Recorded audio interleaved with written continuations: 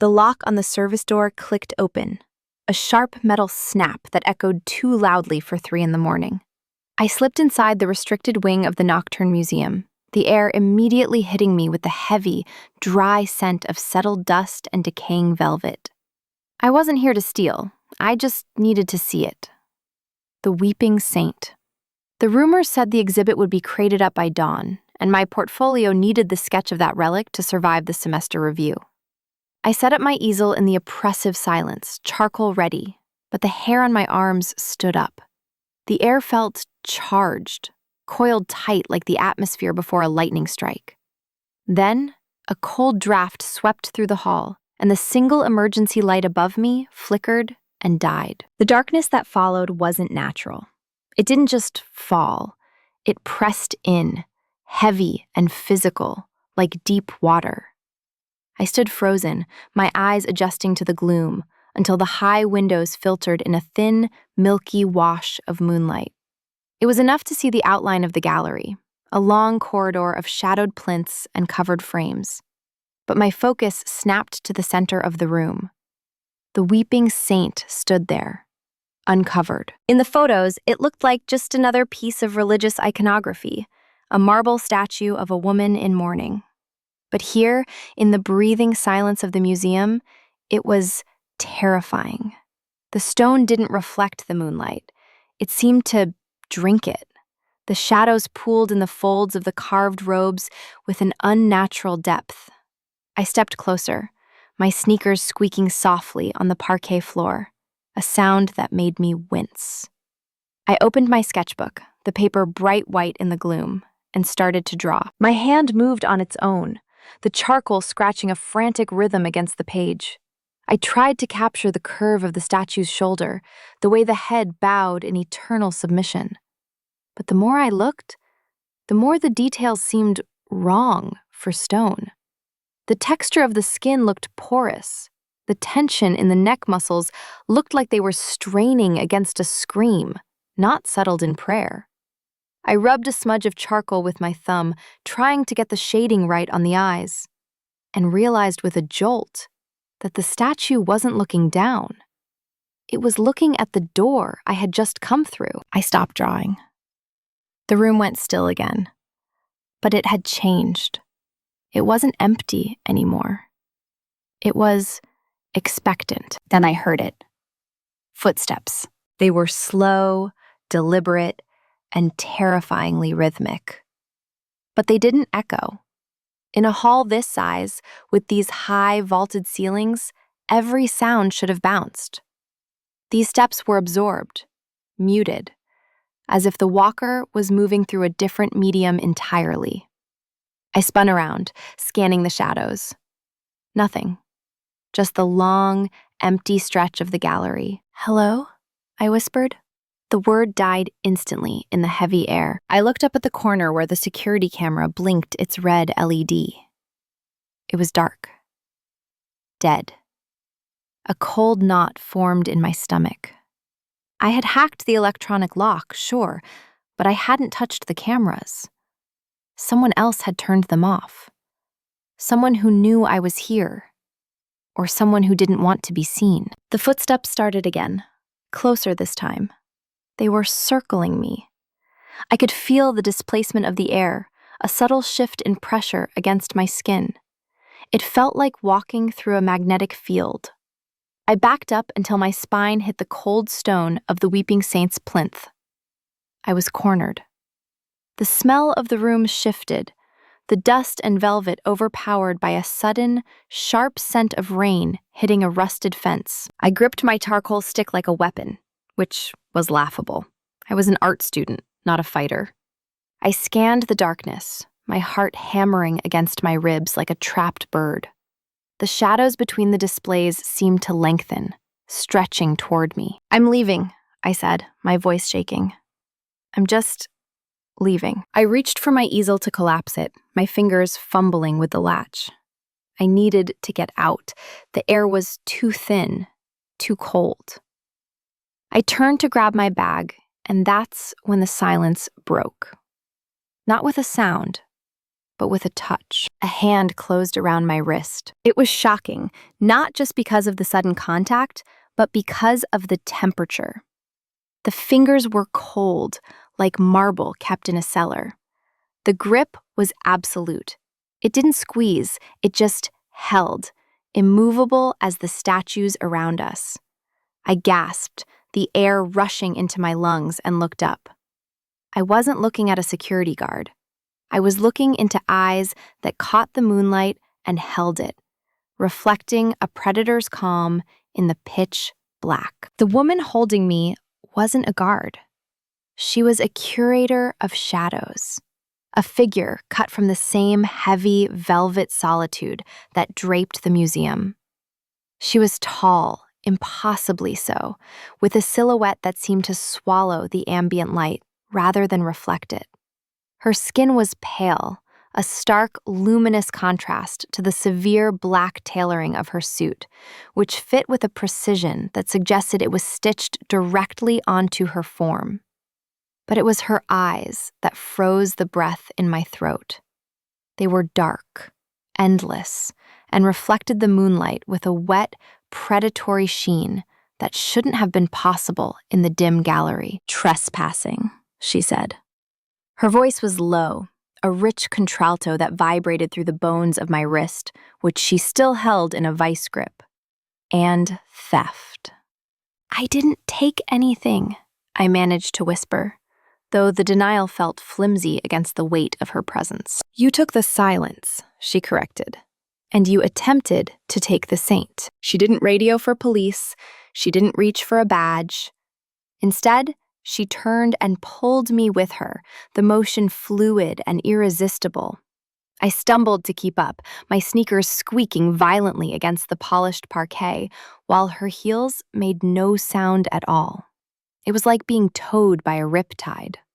We bypassed the security station entirely, moving deeper into the restricted wing, past crates marked for international shipping and statues draped in white sheets like ghosts. She stopped at a section of the wall covered by a heavy, ancient tapestry depicting a hunt. With a wave of her free hand, she swept the fabric aside, revealing a door of dark, iron-bound oak that looked like it belonged in a castle, not a modern museum. She pushed me inside. The room was a shock to the system, a jarring displacement from the hallway. It wasn't an office. It was a private sanctum, a space that felt hermetically sealed against the modern world outside. The air was warmer here, heavy with the scent of beeswax, old paper, and something sharper, like the smell of a thunderstorm before the rain breaks. Floor-to-ceiling shelves groaned under the weight of leather-bound volumes, and a fire crackled in the hearth, casting long, dancing shadows that seemed to reach for us. She released my wrist, and I immediately cradled it against my chest, the skin throbbing from the cold of her touch. She didn't look at me, dismissing my potential for escape. She walked to a massive mahogany desk that dominated the center of the room and held out a hand, palm up. "The book," she commanded. I hesitated.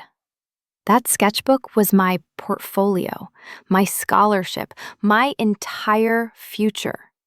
Handing it over felt like an invasion, a surrender of something private.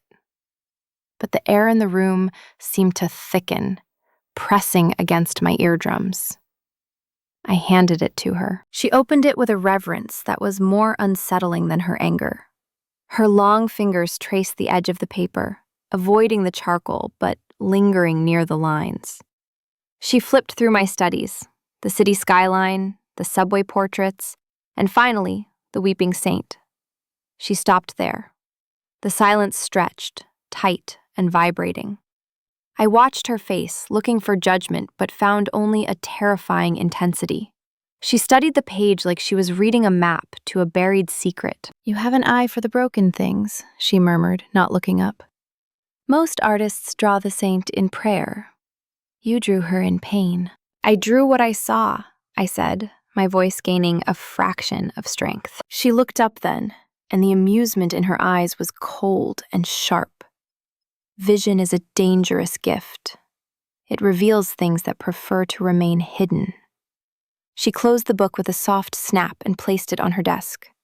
I am Lady Valeska, and you are not leaving until I understand why you see what you see. She moved past me to the door.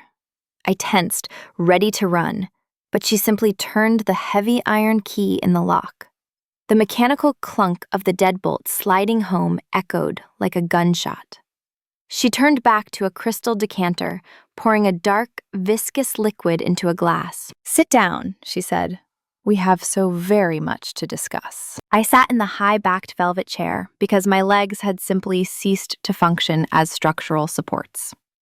The glass she placed in front of me contained a liquid that looked like wine, but moved with the heavy, sluggish viscosity of motor oil. I didn't touch it. I couldn't take my eyes off her. Valeska didn't sit behind the massive mahogany desk. That would have placed a safe, professional barrier between us, and she clearly intended for there to be no safety here.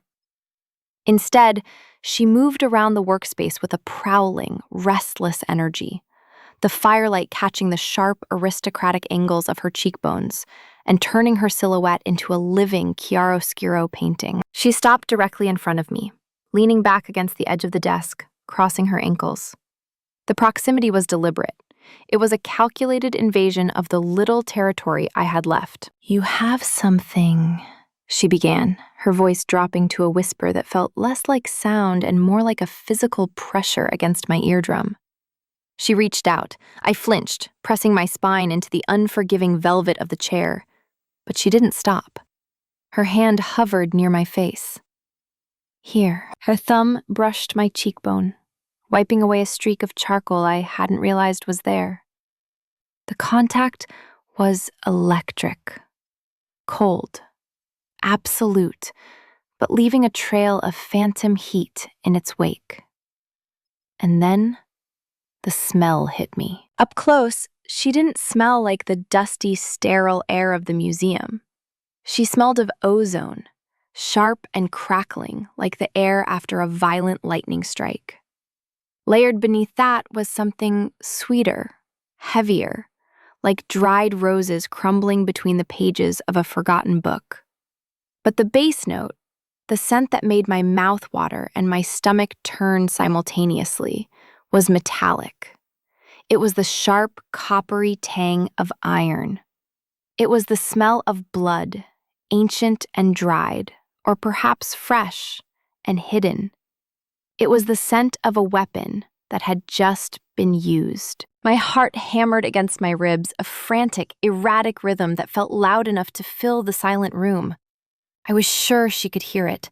I was sure everyone in the city could hear it. Valeska tilted her head, her eyes losing focus for a second, as if she were listening to a distant, complex melody. "Allegro," she murmured, a small, terrifying smile playing on her lips.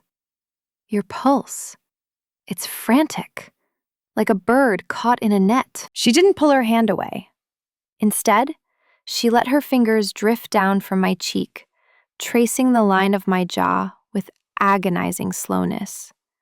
She slid her hand over the sensitive skin of my throat, her fingertips resting directly over the carotid artery. She wasn't just touching me. She was measuring me. "Fear is such a potent composer," she whispered, her eyes locking onto mine. "It writes the most honest music. You are terrified, little artist. And yet," she trailed off, her thumb stroking the pulse point, "you aren't pulling away." I should have slapped her hand away. I should have screamed for help, broken the glass, done anything. But I couldn't. My body was betraying me. My breath hitched, not in panic, but in a strange, suffocating anticipation. My nervous system recognized a predator of this magnitude, deciding that submission was the only survival strategy available. The air around us felt thick, difficult to breathe, charged with a static that made the fine hair on my arms stand up. The scent of her, that mix of storm and iron, was intoxicating, clouding my judgment. I looked up at her, and for a second, the darkness in her eyes swirled, looking less like a void and more like a hunger that had been denied for too long. "Why are you doing this?" I managed to choke out. My voice sounded wrecked, foreign to my own ears, small and trembling in the opulence of the study. "I'm just a student. I'm nobody." Valeska leaned in closer, invading my space until I was forced to tilt my head back, exposing my throat further to her touch. She was close enough to kiss, close enough to bite. "Nobody comes to this wing," she said softly, her breath cool against my flushed skin. "I haven't had a visitor brave enough, or foolish enough, to cross that threshold in a century. And you didn't just visit. You saw." She reached back and tapped the sketchbook on the desk without looking at it. "You saw the truth in the stone. That connects us." She moved her hand from my neck to my shoulder, her grip tightening just enough to be possessive, testing the solidity of my frame. "The relic knows it too." As the words left her lips, a sound vibrated through the floorboards. It wasn't a mechanical hum or the settling of the building. It was a low, resonant thrum, like a cello string bowed in a deep cavern, vibrating at a frequency that rattled my teeth. It was coming from the sketchbook. No, not the book. It was coming from the room beyond the study, the sanctum where the real collection lived. The sketch was just a conduit. The subject itself was waking up. "She hears you," Valeska said, the corner of her mouth lifting in a smile that was not comforting. It was a smile of recognition, the way a wolf might look at a rabbit that had just stumbled into the den. "The saint is usually so dormant, but she sings for you." Valeska turned from the desk, the heavy velvet of her coat swirling around her ankles like smoke.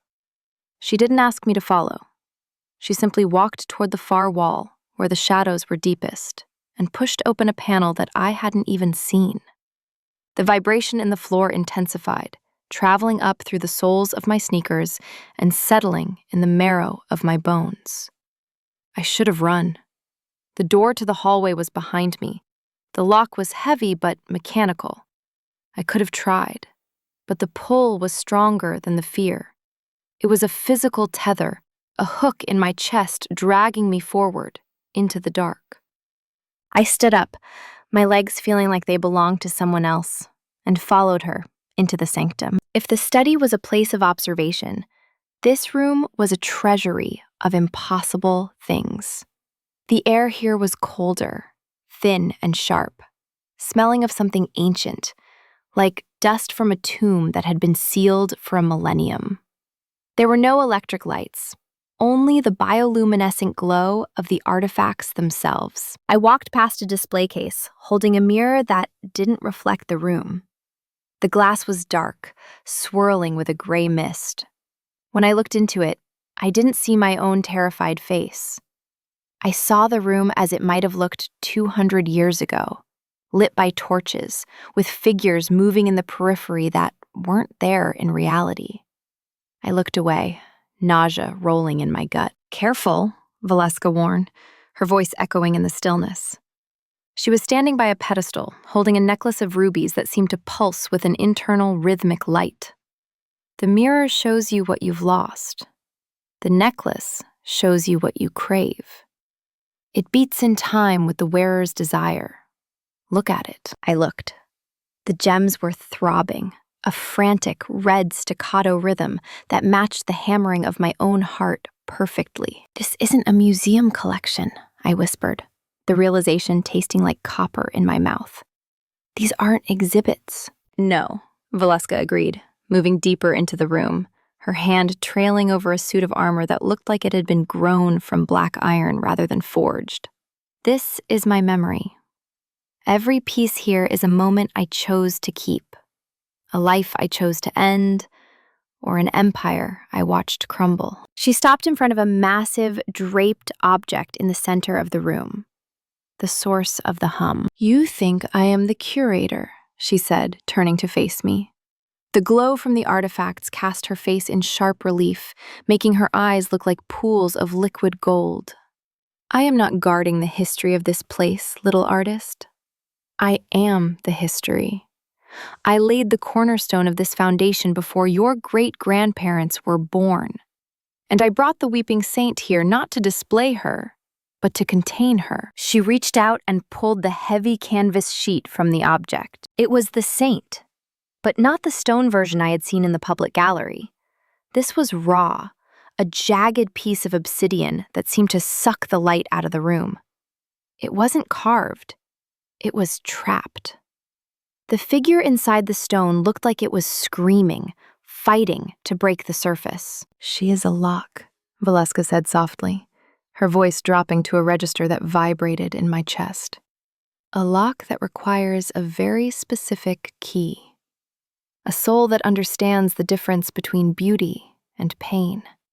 A soul that can see the cracks in the world." She stepped closer to me. The air pressure in the room dropped, making my ears pop. "You thought you were lucky tonight," she murmured. "You thought the service door was left unlatched by a lazy guard. You thought the cameras malfunctioned." My breath hitched. The pieces slammed together in my mind, the easy entry, the silence, the feeling of being watched long before I saw her. "It wasn't luck," I whispered. "No," Valeska said, her eyes locking onto mine, holding me in place with a force stronger than gravity. It was an invitation. I took a step back, my heel hitting the base of a glass display case. I was trapped. "I didn't choose the museum," I said, panic rising in my throat. "I needed the sketch." "You felt the pull," she corrected, moving into my personal space, her scent of rain and iron overwhelming my senses. "You felt it weeks ago. The restlessness, the need to be here, specifically tonight. I called you, and you answered." She reached out, her hand slamming against the glass case on either side of my head, caging me in. "And now that you are here," she whispered, leaning in until her lips were inches from mine, "I find that the reality is far more intoxicating than the anticipation." "The police," I stammered, the words feeling brittle and absurd as they left my mouth. You should call them, if I'm trespassing." Valeska laughed. It wasn't a sound of amusement. It was a dry, dark sound, like dead leaves skittering over stone. "The police?" she repeated, leaning in until her forehead nearly brushed mine. "The law is a structure designed for the daylight, for people who worry about property lines and petty theft. We are far beyond the jurisdiction of a badge, little artist. Why would I hand you over to the authorities when you have so graciously delivered yourself to my collection?" The threat of legal action evaporated, replaced by a much more terrifying reality. She didn't want to arrest me. She wanted to keep me. The realization hit my bloodstream like a shot of adrenaline, but instead of the sharp, flight-ready panic I expected, it turned into something heavy and viscous. My knees, already trembling, finally gave up the ghost. I slumped, my back sliding down the cool glass of the display case, but I didn't fall. Valeska caught me. She didn't grab me. She simply pinned me in place with her body, her hips pressing against mine, trapping me between the unyielding glass and her marble-cold form. The contact was a sudden, violent intimacy that short-circuited my brain. The room began to spin, the shadows in the corners stretching and warping into long, grasping fingers. I was hyper-aware of every point of contact. The line of her thigh against mine, the crushing weight of her chest, the way her hands caged my head without actually touching me yet. "Look at you," she whispered, her voice a low hum that vibrated in my sternum. "You're trembling, not just with fear. It's the proximity. Your body knows what this is, even if your mind is still trying to cling to the rules of the world upstairs." She moved one hand, her cool fingers sliding into the hair at the nape of my neck, forcing me to look up at her. Her gaze wasn't angry. It was assessing. It was the way a master jeweler looks at a rough diamond, searching for the fault lines. "You break so beautifully," she murmured, her eyes tracing the flush that I knew was creeping up my neck. "Most humans shatter when they see the truth. They scream, they run. But you just unravel. You open up. I tried to push her away. I told my hands to lift, to shove against her shoulders, to fight for the space I needed to breathe. But the signal got lost somewhere between my brain and my muscles. Instead of pushing, my hands found the lapels of her velvet coat and gripped them tight. I wasn't fighting her off. I was anchoring myself to her. I was leaning into the cold, craving the temperature drop because my own skin felt like it was on fire. I don't understand, I whispered, my head falling back. You don't have to understand, Valeska said, lowering her head. You just have to feel. She leaned in, her face close enough that I could feel the chill radiating from her skin. I closed my eyes, expecting the sharp pain of teeth, the violence I knew she was capable of. I braced for the bite, but she didn't bite. She inhaled. It was a slow, deep intake of breath, the sound loud in the pressurized silence of the sanctum. She ran her nose along the sensitive cord of muscle in my neck, right over the pulse that was trying to beat its way out of my skin. She was scenting me, savoring the terror and the arousal that were mixing into a unique, heady cocktail in my blood. Ozone and fear, she whispered against my skin, her lips brushing the pulse point but not kissing it. And something else, a hunger. You want this. You want to be the thing that stays. The fear curdled into a heavy, hypnotic longing. I didn't want to leave. The world outside, art reviews, tuition bills, the lonely apartment, felt gray compared to the vibrant intensity of this room. I wanted to be the object she studied. I wanted to belong to the darkness she controlled. Yes, I breathed, the admission slipping out before I could stop it. Valeska pulled back slightly, her eyes blown wide, triumphant. She opened her mouth to speak, to seal the deal, but the air in the room suddenly shattered. A high-pitched whine, like a hearing test amplified to a scream, cut through the intimacy. The relic behind us, the obsidian saint, flared with a blinding, violent red light. The scream of the artifact wasn't sound. It was a psychic drill boring directly into the base of my skull. I didn't fall, I was thrown. The force of the energy surge slammed me backward, skidding across the polished floor until my shoulder collided with the leg of a heavy oak table. The red light wasn't illuminating the room. It was dissecting it. I felt it tearing at me, not my skin, but something deeper. It felt like a hook sinking into my chest, dragging the breath, the warmth, the very meanness out of my body. The weeping saint wasn't weeping anymore. She was feeding. I gasped, trying to crawl away, but my limbs were lead. The air tasted of copper and ozone, thick enough to choke on. I was dissolving. The edges of my vision went white, then gray. I was going to die here, consumed by a piece of rock that had waited centuries for a soul that fit its lock. Then the light was blocked. A shadow fell over me, absolute and freezing. Valeska didn't run from the danger. She threw herself into it. She stood between me and the screaming stone, her arms thrown wide, her silhouette ragged against the blinding crimson glare. She wasn't standing with the elegant, predatory grace of the curator anymore. She was braced, feet planted wide, fighting a riptide I couldn't see. I heard her snarl, a low, guttural sound that was entirely animal, as the light lashed against her back. It sizzled. The sound was sickening, like meat hitting a hot pan.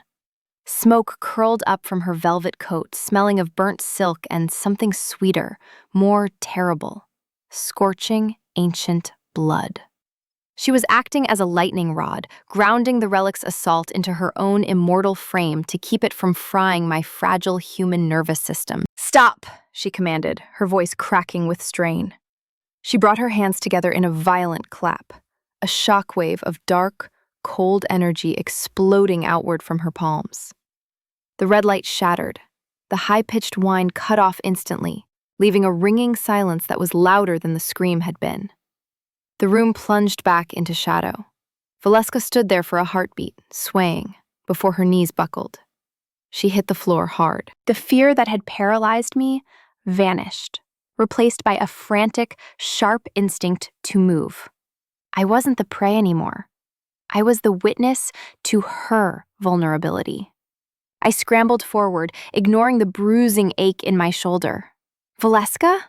I reached her just as she tried to push herself up. Her hand slipped on the parquet. I grabbed her arm to steady her, and she hissed, a sharp intake of breath through clenched teeth. I looked at her back. The velvet coat was ruined, the fabric fused to the skin beneath, but the flesh itself was knitting together before my eyes. It was a grotesque, fascinating miracle. The burns were angry and red, but pale, new skin was already stretching over the raw muscle, closing the wound with visible speed. She looked up at me, her hair falling wild around her face, her eyes blown wide with pain and shock.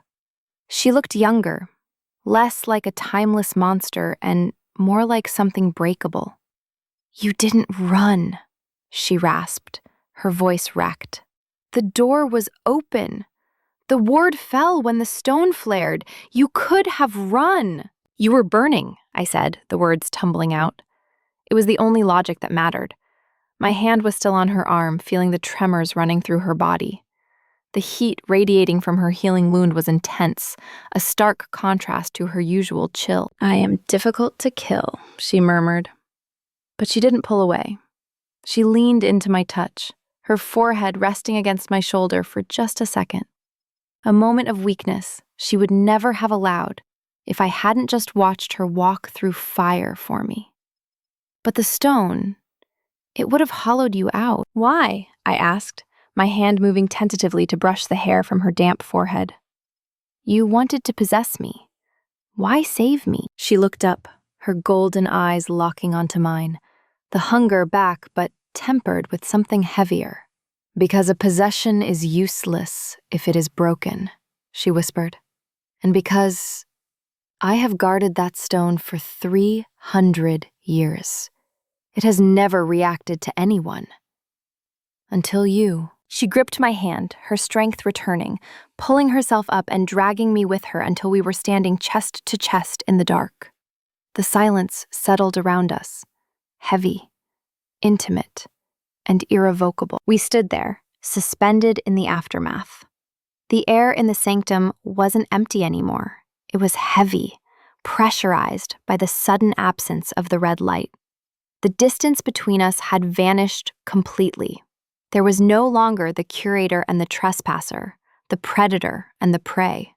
There was just the heat radiating from her healing skin and the frantic, rabbit-kick rhythm of my heart answering it. She didn't step back to inspect the damage to her coat. She didn't retreat to the safety of her desk. She stayed right there, in the center of the dark, her chest rising and falling with a breath she didn't technically need, but seemed to enjoy taking. "You have a choice," Valeska said. Her voice was no longer the booming command that had shattered the Relic's assault. It was a murmur, low and intimate, vibrating through the small space between our bodies. "The door is behind you. The ward is broken. You can walk out into the dawn. You can go back to your studio apartment with the drafty windows and the tuition bills you can't pay. You can go back to being invisible." She reached out, her cool fingers brushing a stray lock of hair from my forehead, tucking it behind my ear with a gentleness that made me shiver. "You can forget you ever saw the truth inside the stone. You can convince yourself it was a hallucination brought on by exhaustion. That is freedom, little artist. The freedom to be ordinary. The freedom to wither." I looked past her shoulder at the dark rectangle of the door.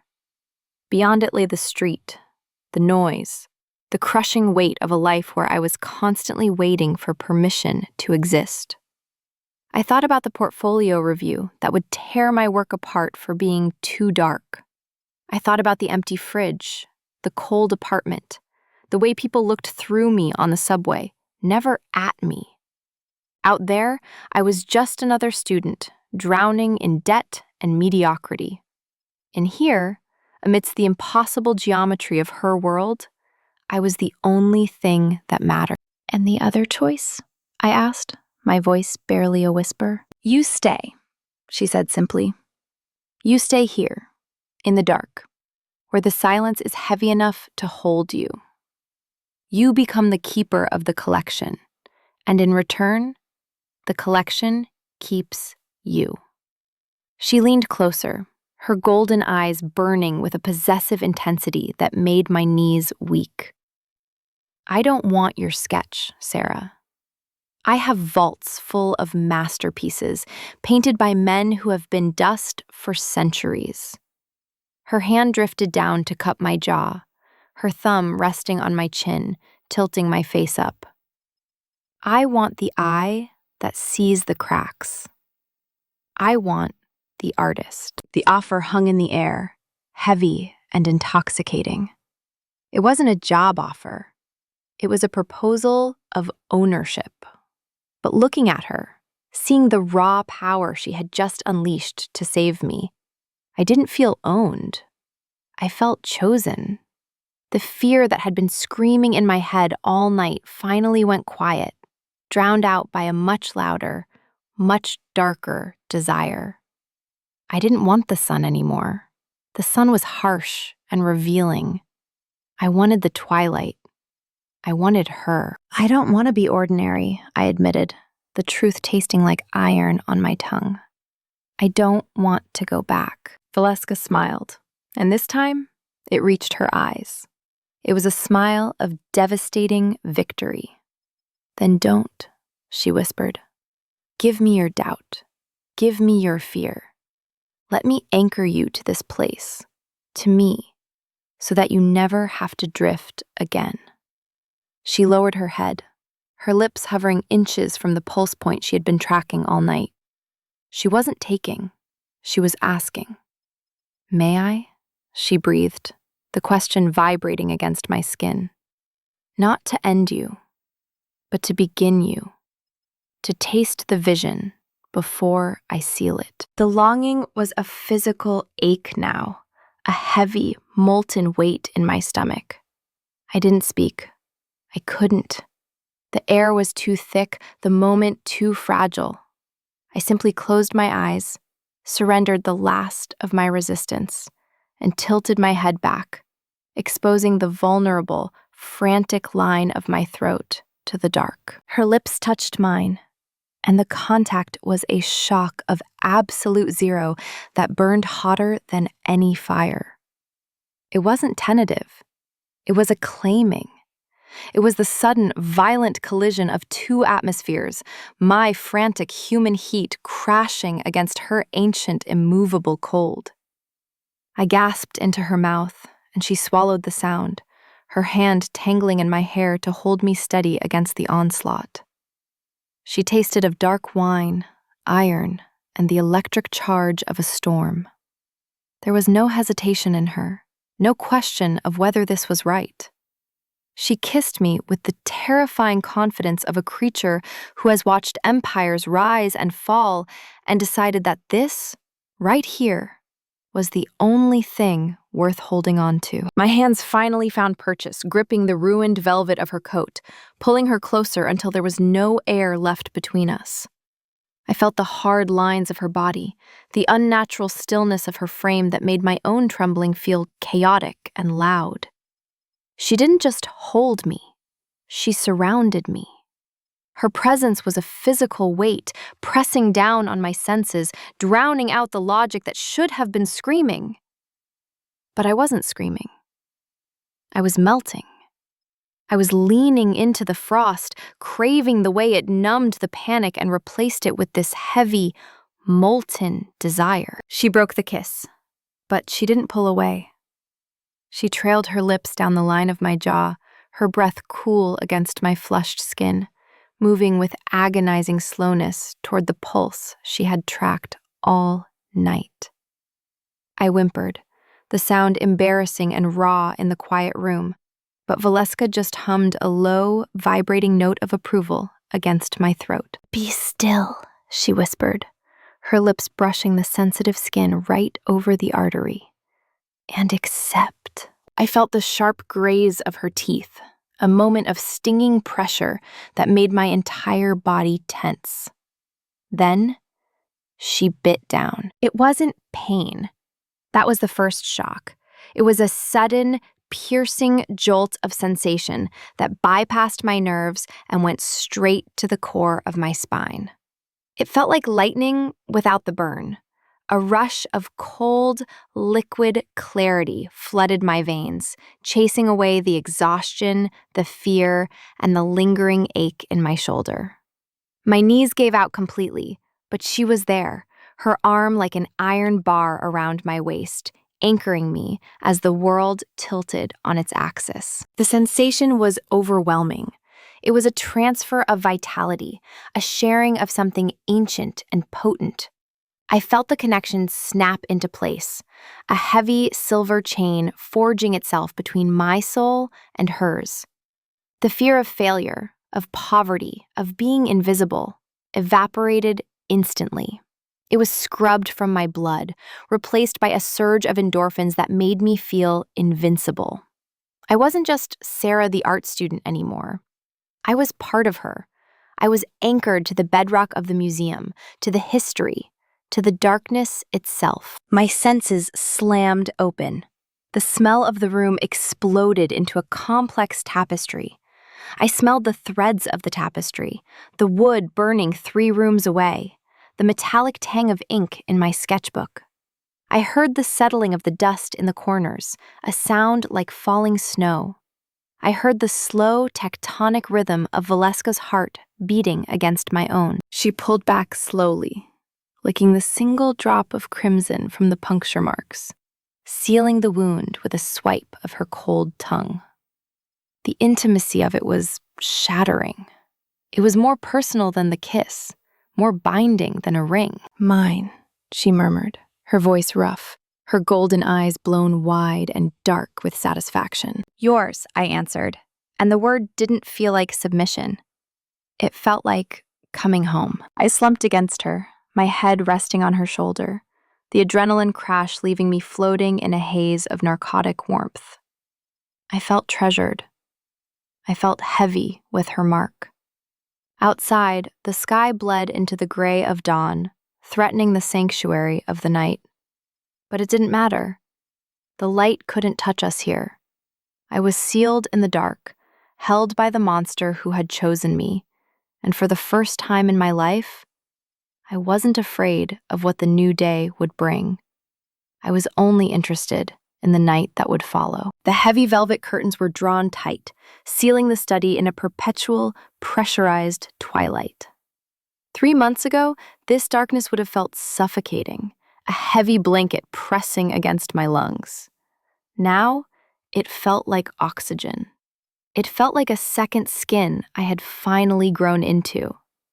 I sat at the same massive mahogany desk where Valeska had once interrogated me, but the dynamic had shifted tectonically. I wasn't shaking. My hand moved across the textured paper with a mechanical precision that was mathematically perfect, a steadiness that my human nervous system could never have achieved. The charcoal stick snapped in my grip. I was still learning to calibrate the new hydraulic strength in my fingers, but I didn't flinch. I just picked up a new piece. I wasn't drawing the weeping saint anymore. That stone was silent now, dormant in the sanctum, its hunger sated by the proximity of the bond we shared. I was drawing the woman who stood by the fireplace, motionless as a statue, but burning with a cold, dark vitality that my new eyes could perceive as a subtle aura of violet and gray. "The shading on the jawline is aggressive," Valeska noted. She hadn't moved from the hearth, and she hadn't spoken loudly, but her voice arrived right at my ear, clear as a bell. The psychic bond between us carried her thoughts like a private, encrypted frequency, bypassing the air entirely. "The subject is aggressive," I replied without looking up. smudging a line of deep shadow with a thumb that was now as cool as hers. I paused to look at my hand against the stark white page. The ink stained my skin, but beneath the grime, the flesh was pale, alabaster, and harder than it used to be. The constant, low-level hum of human anxiety, fear of failure, rent, the desperate need for validation, was scrubbed from my blood, replaced by a calm that was vast and deep. I didn't need to sleep much anymore. I didn't need to eat the tasteless food from the cafeteria. I just needed the dark, the art, and her. Valeska moved then. To a human eye, it would have been a teleportation. To me, it was just a blur of velocity that settled instantly into stillness beside my chair. She smelled of the storm brewing outside and the iron-rich vintage she had poured for our breakfast. She looked down at the sketch with critical, ancient eyes. It was her face, caught in that split second of transition between the elegant curator and the starving monster. "You see too much," she murmured, her hand resting on my shoulder. The weight of it was grounding. "I thought the change might dull that sharp, intrusive vision of yours, that the hunger might make you content with surface beauty." "The change just gave me better lighting," I said, leaning back into her touch. I thought about the girl who had broken into the museum that night. She had been so small, so fragile, desperate to capture a piece of history so she could survive a semester review. She felt like a stranger to me now, a distant relative I had outgrown. I had traded her future, a mundane life of struggle and small victories, for this, for the cold power that hummed in my veins like a high-tension wire, for the right to walk through these hallowed halls, not as a visitor, but as a queen. Valeska's fingers drifted up, tracing the twin scars on my neck. They were silver now, faint against the pale skin, but they throbbed with a pleasant, possessive heat whenever she was close. They were the signature on the contract. "Do you miss it?" she asked softly, her thumb pressing against the pulse that beat in time with hers. "The sun?" I looked at the heavy drapes blocking the morning light. I remembered the harsh glare of the subway, the headache-inducing fluorescent lights of the studio. "I prefer the way things look in the dark," I whispered, kissing the inside of her wrist. "The shadows have more depth." Valeska smiled, a slow, possessive curving of her lips. "Good. Because the night is very long, my love, and we have the entire collection to catalog." I picked up the charcoal one last time. I signed the bottom of the page. Not with my student ID number, with my name, bold and dark. "It's finished," I said. "No," Valeska corrected, pulling me up from the chair and into the circle of her arms. "It is just beginning." The museum was silent around us, but for the first time, I wasn't listening for footsteps in the dark. I was the one making them, walking beside the monster who had become my muse. I came here to steal a glimpse of a relic, only to find that I was the one being collected. If you want to see what other secrets are hidden in the shadows, subscribe and join us in the dark.